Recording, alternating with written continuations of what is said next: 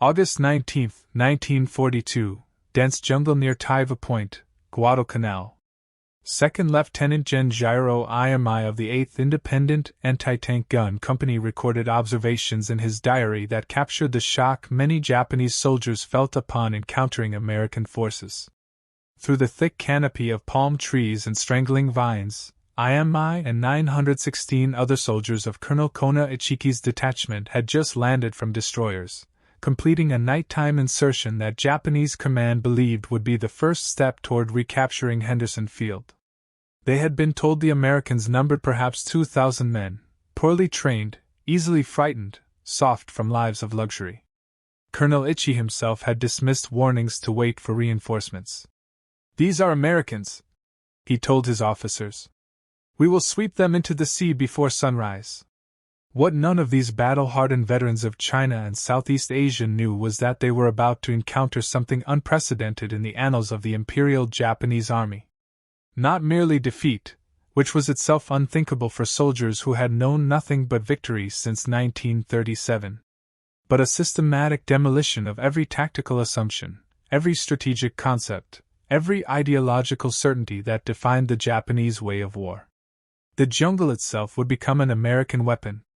The darkness that Japanese forces had owned since the beginning of the war would betray them, and the overwhelming superiority in equipment, coordination, and sheer destructive capability would shatter the myth of Japanese invincibility in close combat. The transformation had begun 2 weeks earlier on August 7 when 11,000 United States Marines of the 1st Marine Division stormed ashore at Lunga Point. To understand why silver became essential to the atomic bomb, you first need to understand uranium's deadly secret. Natural uranium is a mixture of two isotopes. Uranium-238, which makes up 99.3% of all uranium, and uranium-235, which comprises just 0.7%. These two isotopes are chemically identical. They react the same way, bond with the same elements, and form the same compounds. The only difference is 3 neutrons. Uranium-238 has 146 neutrons while uranium-235 has 143. Those 3 microscopic particles make all the difference between a radioactive paperweight and civilization-ending explosive power. Uranium-235 can sustain a chain reaction. When struck by a neutron, it splits apart and releases more neutrons, which split more atoms, releasing exponentially increasing energy in millionths of a second. Uranium-238 cannot do this. It absorbs neutrons and refuses to cooperate. For an atomic bomb to work, you need uranium that's at least 90% uranium-235. That means taking natural uranium and somehow removing 98% of the uranium-238, separating atoms that are 1.3% different in mass and chemically indistinguishable. In 1942, no one in the world had ever separated isotopes in quantities larger than micrograms. The Manhattan Project needed kilograms, eventually tens of thousands of kilograms. Every physicist who looked at the problem came to the same conclusion. It was theoretically possible but practically impossible. The industrial scale required was beyond anything ever attempted in human history. The Japanese response was swift and catastrophic for American naval forces. On the night of August 9, Vice Admiral Genichi Mikawa led 7 cruisers and 1 destroyer through the darkness in a brilliant surprise attack. The Battle of Savo Island became the worst defeat in United States Navy history. 4 heavy cruisers, USS Quincy, USS Vinson, USS Atoria, and HMS Camber were sent to the bottom in less than an hour. More than 1,000 sailors died in the flaming waters. The surviving Allied naval forces withdrew, taking with them most of the supplies that had not yet been unloaded. The Marines were stranded, cut off, facing a reinforced enemy with barely half their equipment and food. What the Japanese High Command failed to grasp in those early August days was that Henderson Field had become the key to everything. Control of the airfield meant control of the surrounding seas during daylight hours. Aircraft operating from Henderson could strike any Japanese ship within 200 m. This single fact would dictate the entire nature of the campaign. The Japanese could own the night, sending in troops and supplies aboard fast destroyers and runs that became known as the Tokyo Express, but when dawn broke, American aircraft ruled the skies. The strategic situation demanded that Japan retake Henderson Field immediately before the Americans could fortify their position. Imperial General Headquarters assigned the task to Lieutenant General Harakichi Hyakutake's 17th Army based at Rabel. Hyakutake had only limited forces available. The 35th Infantry Brigade under Major General Kyosuke Kawaguchi was at Palau. The 4th Infantry Regiment was in the Philippines.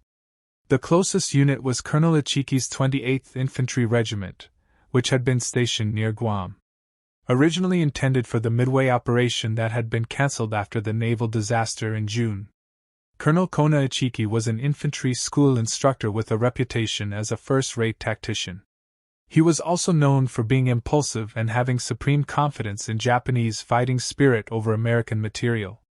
Before departing Truk for Guadalcanal, Ichiki received clear orders to wait for the rest of his regiment before attempting to retake the airfield. But Ichiki had very little respect for American soldiers. He had studied reports from China, from the Philippines, from everywhere Japanese forces had encountered Western troops. They lacked discipline. They broke under pressure. They could not match Japanese warriors in close combat. On the night of August 18th, 6 destroyers delivered 917 men of Ichiki's first element to Taya Point, 15 miles east of the American perimeter. The landing went smoothly, undetected by American forces. Ichiki immediately sent out reconnaissance patrols to assess enemy strength and defensive positions.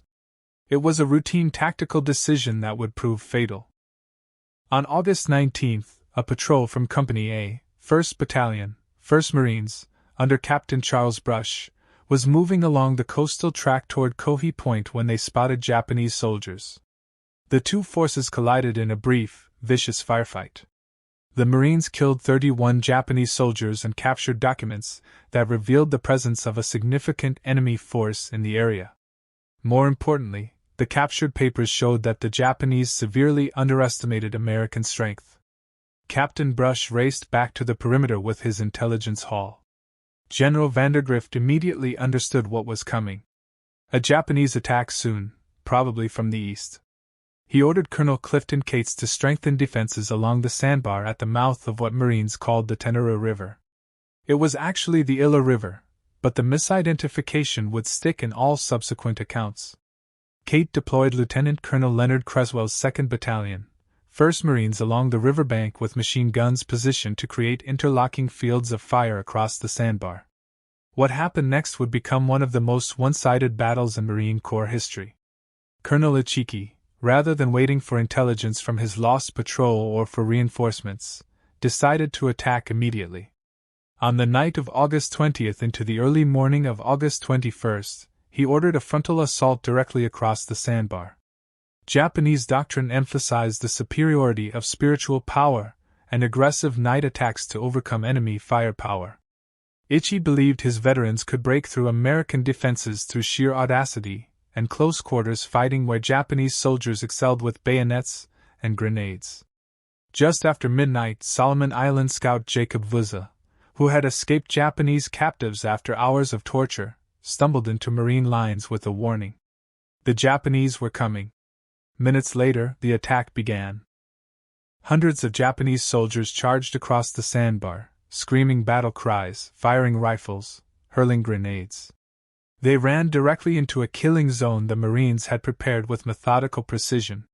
The M1917A1 Browning water-cooled machine guns opened fire. These weapons, perfected during World War I, were the unsung heroes of Marine firepower. Each gun could sustain 600 rounds per minute indefinitely, as long as the water jacket stayed filled. The Marines had positioned them in mutually supporting positions so that no area of the sandbar remained uncovered. Japanese soldiers fell in waves as the heavy .30 caliber rounds tore through flesh and bone. Those who made it across the sandbar encountered 37mm anti-tank guns loaded with canister rounds, essentially giant shotgun shells that turned men into shredded meat. The attack continued for hours. Wave after wave of Japanese soldiers charged into the machine gun fire. Some made it to the Marine positions and engaged in hand-to-hand combat. Marines fought with rifles, knives, fists, anything available. But the defensive preparations held.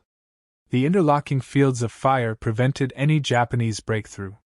As dawn approached, Colonel Ichiki's attack had completely stalled. More than 800 of his men lay dead or dying on the sandbar and in the shallow water.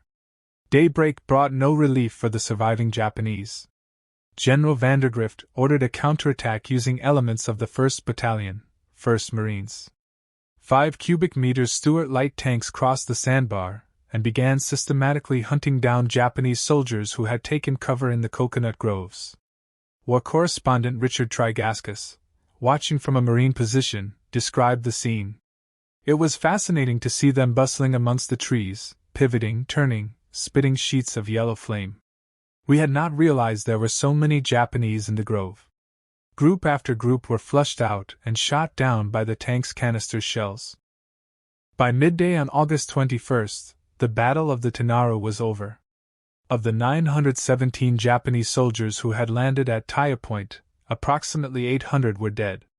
Approximately 128 survivors, mostly from support units that had remained near the landing site, melted into the jungle. They would send a radio message to the 17th Army headquarters reporting the disaster. Among the dead was Colonel Ichiki himself, though accounts differ on how he died. The official Japanese version claimed he burned his regimental colors and committed ritual suicide. Some witnesses insisted he died leading a final charge. Marine casualties were approximately 40 killed and wounded. The psychological impact on surviving Japanese soldiers was devastating. Captured documents and post-war accounts revealed the shock of learning that an entire regiment had been annihilated in a single night. The Americans had not fought the way Japanese doctrine predicted. They did not panic under night attack. They did not break when charged by screaming warriors. Instead, they had waited in prepared positions, allowed the Japanese to enter killing zones, and systematically destroyed them with concentrated firepower. The most devastating revelation came from examining captured equipment and assessing the battlefield. The Americans possessed a level of material wealth that Japanese intelligence had completely failed to comprehend. The Browning machine guns never jammed, never overheated beyond their designed capacity, never failed from poor maintenance or inadequate spare parts. Every Marine seemed to carry more ammunition than an entire Japanese squad. The artillery support that Marines could call upon exceeded anything the Japanese could deploy. And the coordination between infantry, artillery, and even naval gunfire from ships offshore represented an integrated system of destruction that Japanese forces had never encountered. Within days of the Tenaru disaster, more Japanese forces were already en route to Guadalcanal. Admiral Isoroku Yamamoto organized a massive naval operation to support the next attempt to retake Henderson Field. 3 slow transport ships departed Truk on August 16th, carrying the remaining 1,400 soldiers from Ichiki's regiment, plus 500 naval marines. After the naval battle of the Eastern Solomons resulted in heavy damage to one of the transports, Japanese command decided to abandon slow transport ships entirely. Instead, they would use destroyers for what became known as the Tokyo Express runs. Between August 29th and September 4th, various destroyers and light cruisers delivered almost 5,000 troops of Major General Kawaguchi's 35th Infantry Brigade to Taiva Point. The Tokyo Express worked brilliantly as a method of moving men. Destroyers could make the round trip from the Shortland Islands to Guadalcanal in a single night, minimizing exposure to American air attack. But the method had a critical weakness. Heavy equipment could not be transported this way. Artillery pieces, tanks, trucks, and most importantly, adequate food and ammunition had to be left behind. This logistical reality would ultimately doom every Japanese offensive on Guadalcanal. Soldiers arrived with only what they could carry. They depended on local foraging and whatever supplies could be infiltrated through American lines. As the campaign wore on, Japanese troops would find themselves fighting not just against American firepower, but against starvation itself. General Kawaguchi set September 12th as the date for his assault on Henderson Field. His plan called for a 3-pronged attack. One force would strike from the west along the coastal area. A second force would attack from the south, penetrating through dense jungle to strike at what Japanese intelligence believed was the weakest point in American defenses. Kawaguchi himself would lead the main effort from the south, approaching along an inland ridge that dominated Henderson Field.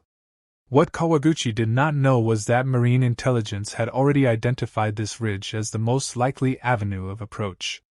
Lieutenant Colonel Merritt Edson, commanding officer of the 1st Raider Battalion, conducted a raid on Tasamoko village on September 8 and discovered massive supply dumps, indicating a large Japanese force was concentrating in the area. Edson immediately understood the Japanese plan. They would come from the south using the ridge as their approach route. Edson requested permission to establish a defensive line on the ridge itself. General Vandergrift approved. On September 10 and 11, Edson positioned approximately 840 Marines from his raiders and the 1st Parachute Battalion along the ridge. He selected defensive positions with the same methodical care that had characterized the Tenaru defenses. Machine guns positioned to create interlocking fire. Mortar crews registered on likely approach routes. Artillery from the 11th Marines plotted defensive fire missions. Every advantage of terrain and firepower was calculated and prepared. The ridge itself was a narrow coral spine approximately 1,000 m long, consisting of 3 distinct hills covered with kanai grass and scattered trees. Deep ravines bordered both sides, heavily wooded and in some places impenetrable. It was the perfect terrain for a night attack by infiltrating infantry. It was also, if properly defended, a killing ground. On the night of September 12, Kawaguchi's forces began their assault. Unlike Ichiki's frontal charge, this was a more sophisticated attack. Japanese infantry infiltrated through the ravines on both sides of the ridge, attempting to envelop American positions. Small units probed for weak points. When they found them, larger forces concentrated for breakthrough attempts. The fighting was savage and confused. In the darkness, Marines sometimes found themselves engaged in hand-to-hand combat with Japanese soldiers who had infiltrated to within grenade range, but the defensive preparations held. When Japanese forces concentrated for breakthrough attempts, Marine mortars and artillery shattered them. The 11th Marines fired more than 2,000 rounds during the night, dropping high-explosive shells so close to Marine positions that shrapnel wounded friendly troops. Machine gun crews fired until their barrels glowed red in the darkness. Individual Marines fought with rifles, pistols, knives, entrenching tools, anything that came to hand. Sergeant Major Jacob Veer, the same scout who had warned of the Tenaru attack, moved through the lines, encouraging Marines and pointing out Japanese infiltration routes.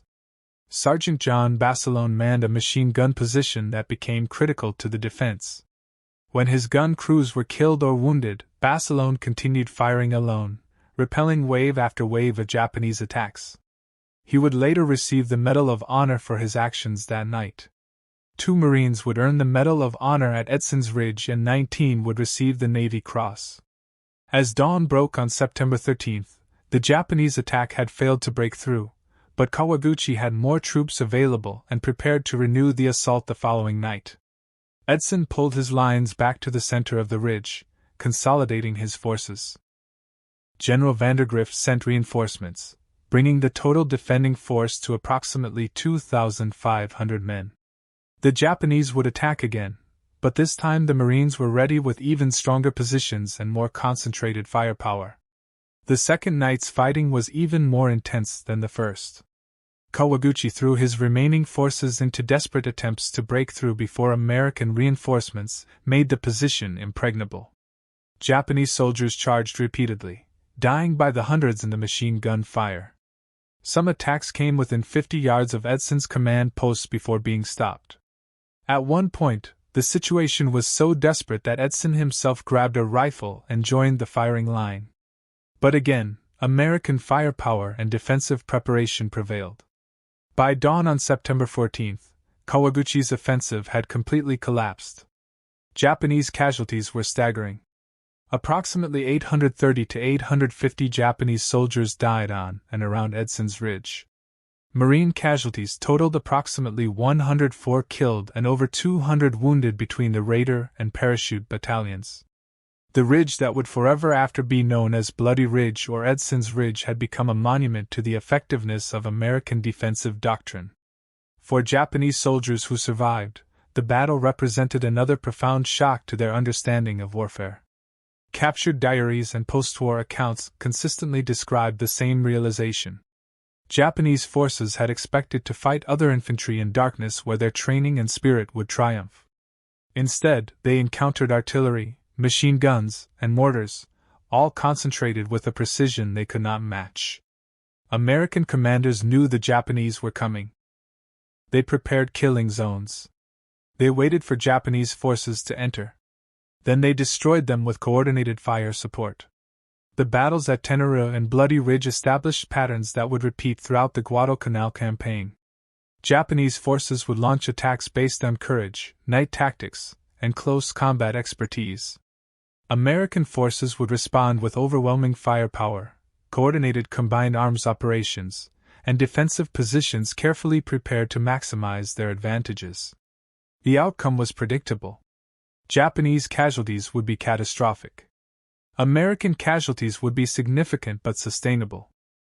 But numbers alone do not capture the horror of jungle warfare on Guadalcanal. The environment itself became a weapon that killed with impartiality. Malaria infected nearly every man who spent more than a few weeks on the island. By December 1942, the 1st Marine Division would report over 8,000 malaria cases. Tropical diseases disabled approximately 2/3 of the division. Dysentery was universal. Men suffered from fungal infections that ate through skin. Jungle rot caused open sores that never healed in the humid heat. Dental problems with no treatment led to abscessed teeth and systemic infections. The Japanese suffered even worse. Their supply situation meant inadequate food from the beginning. Soldiers were supposed to receive field rations, but the Tokyo Express could rarely deliver enough. Men subsisted on whatever they could forage, supplemented by occasional rice deliveries that had to be stretched impossibly thin. Starvation became a constant companion. Medical supplies were almost non-existent. Quinine for malaria prevention ran out quickly and was never adequately resupplied. Wounded soldiers often died from infections that would have been easily treatable with proper medicine. Japanese documents captured later in the campaign painted a horrifying picture of conditions. A medical officer's report from late October noted that more than 60% of the 17th Army's forces on Guadalcanal were incapacitated by disease or malnutrition. Combat effectiveness had dropped to perhaps 30% of authorized strength. Soldiers were dying at a rate of 50 per day, most from starvation and disease rather than combat wounds. American supply ships protected by Henderson Field aircraft during daylight hours regularly delivered food, ammunition, medical supplies, and replacement equipment. Shortages occurred, particularly in August and early September, when naval defeats left the Marines temporarily cut off, but these were temporary. By October, the flow of supplies had become reliable. Marines ate canned rations that, while not appetizing, provided adequate calories and nutrition. Ammunition was plentiful enough that machine gunners could fire until their barrels wore out, then request replacements. Medical care included field hospitals with surgical capabilities, plasma for blood transfusions, sulfur drugs for infection, and eventual evacuation of serious cases to rear area hospitals. Japanese logistics consisted of whatever could be carried on destroyer decks or infiltrated through American lines. Soldiers learned to make a single rice ball last an entire day. Ammunition was conserved to the point that orders often restricted fire to only when absolutely necessary. Medical care meant a bandage if you were lucky, amputation without anesthesia if you were unlucky, or death if your wound became infected. Seriously wounded soldiers were often given grenades and left behind to commit suicide rather than burden their units or risk capture. In late October, the Japanese mounted their largest offensive of the campaign. General Hyakutake himself came to Guadalcanal to personally command the operation. He brought elements of the 2nd Division, including experienced troops from China. The plan called for coordinated attacks from multiple directions, with the main effort coming from the south through dense jungle, similar to the Bloody Ridge approach. This time, however, Japanese forces would have more men, better coordination, and artillery support that had finally been delivered via destroyers. The offensive began on October 23 with a preliminary attack from the west. 9 Japanese tanks, rare on Guadalcanal because of the difficulty transporting them, led an assault across the Tenaru River. American defenders, including elements of the newly arrived 164th Infantry Regiment from the American Division, were ready. Anti-tank guns, artillery, and even an M3 Stuart tank knocked out all 9 Japanese tanks in quick succession. The attack collapsed with heavy casualties. The main assault came on the night of October 24 to 25.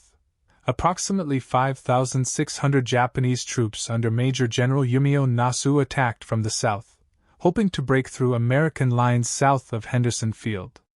They faced the 1st Battalion, 7th Marines under Lieutenant Colonel Louis Chesty Puller, reinforced by elements of the 164th Infantry Regiment. The fighting that night became legendary in Marine Corps history. Japanese attacks came in waves throughout the night. Individual breakthroughs were sealed by immediate counterattacks.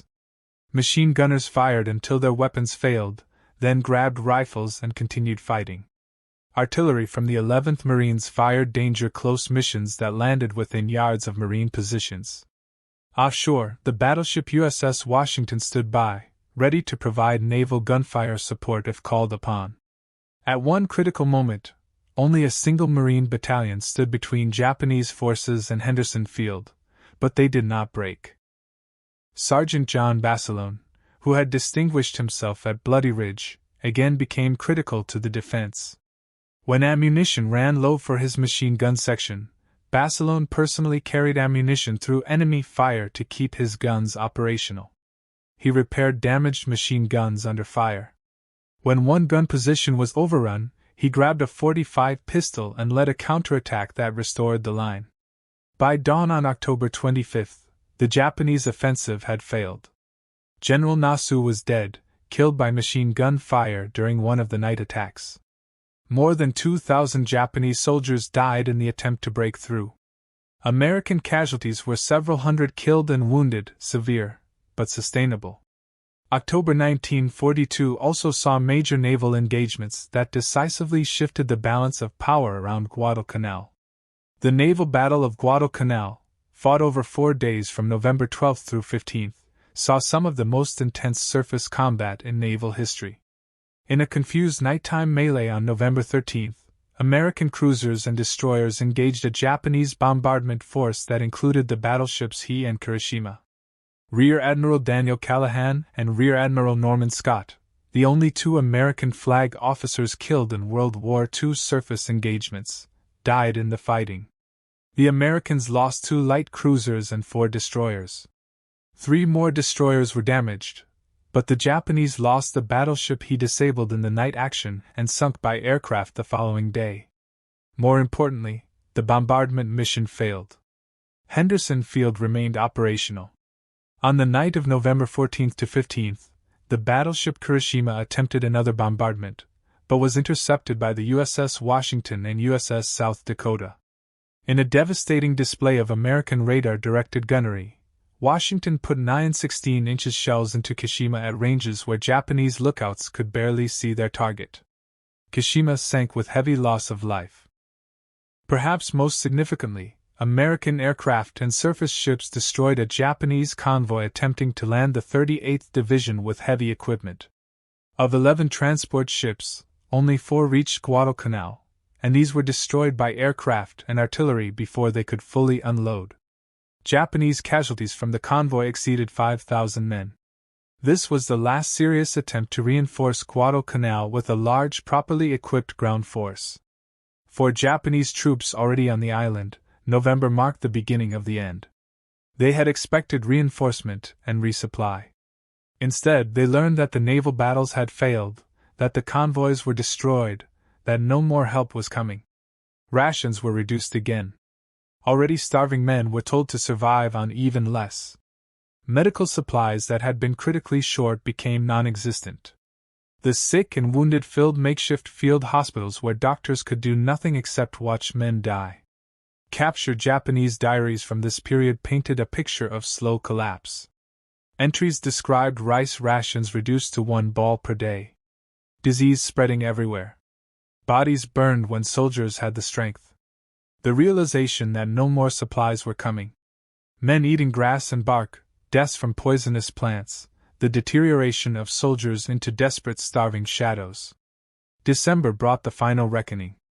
Japanese command at Rabaul made the decision to evacuate Guadalcanal. They could not admit defeat publicly, but privately they recognized that continuing the operation meant the complete destruction of the 17th Army. Approximately 11,000 Japanese soldiers remained on the island, down from a peak strength of 36,000. Of those 11,000, perhaps 7,000 were fit enough to walk. The rest were sick, wounded, or so weakened by starvation that they could barely crawl. The evacuation designated Operation K would be one of the most successful Japanese operations of the entire war. Using destroyer runs similar to the Tokyo Express, Japanese naval forces extracted 10,652 men over 3 nights in early February 1943. It was a remarkable achievement under difficult circumstances, but it could not disguise the magnitude of the defeat. Japanese forces on Guadalcanal reached a peak strength of approximately 36,000 personnel. Of these, roughly 25,000 to 30,000 died, about 14,800 killed in combat, and 10,000 to 15,000 from disease and starvation. American casualties were also severe but sustainable. The Marines and Army units that fought on Guadalcanal lost approximately 1,600 killed in action, 4,200 wounded, and several thousand more temporarily disabled by tropical diseases. But American industry and manpower could replace these losses. New divisions were already training. Ships and aircraft were being produced faster than they could be lost. The strategic initiative had permanently shifted. The psychological impact of Guadalcanal on Japanese military thought cannot be overstated. For the first time, Japanese forces had been defeated in sustained ground combat. Every offensive had failed. Every attempt to apply traditional Japanese tactical doctrine had resulted in catastrophic casualties. The revelation that American forces were not only materially superior, but also tactically competent, well-led, and capable of enduring terrible conditions shattered pre-war assumptions. Japanese officers who survived Guadalcanal and later wrote memoirs or were interviewed after the war consistently emphasized several themes. First, they had completely underestimated American fighting qualities. Second, the disparity in equipment and supplies was far greater than intelligence had suggested.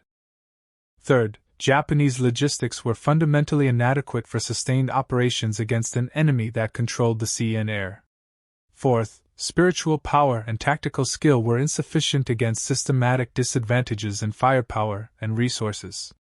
Post-war accounts from Japanese veterans revealed a consistent assessment.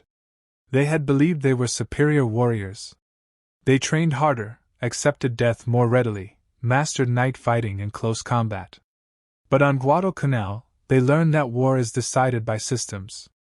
The Americans had systems for everything. Systems for supply, for medical care, for artillery support, for air coordination. Every system functioned. Japanese systems failed because they were never built properly in the first place. Japanese veterans who survived the campaign and were later interviewed provided detailed accounts that contradicted official Japanese explanations for defeat. They acknowledged that American forces fought superbly at night when defending prepared positions. They admitted Americans endured malaria, dysentery, and terrible conditions while maintaining combat effectiveness because logistics supported them. They recognized that American firepower was overwhelming, coordinated, and precisely delivered. A single American battalion had more effective firepower than an entire Japanese regiment. The technical aspects of American superiority were significant. Japanese forces on Guadalcanal,